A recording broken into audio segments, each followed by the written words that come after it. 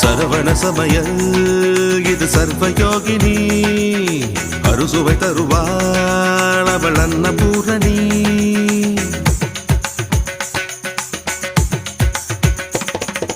சரவண சமயல் இது சர்வயோகினி அறுசுவை தருவாள் அவள் அன்னபூரணி.